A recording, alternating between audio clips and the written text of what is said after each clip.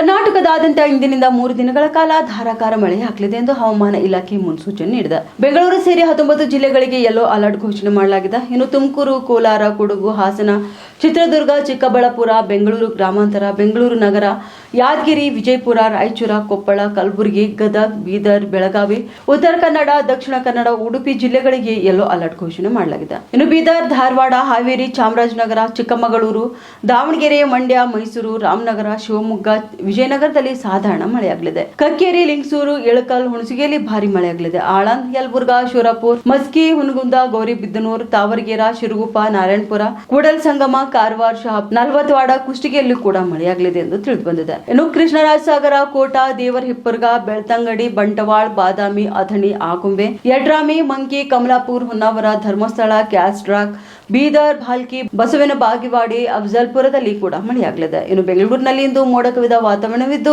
ಸಾಧಾರಣ ಮಳೆಯಾಗುವ ಸಾಧ್ಯತೆ ಕೂಡ ಕಂಡುಬಂದಿದೆ.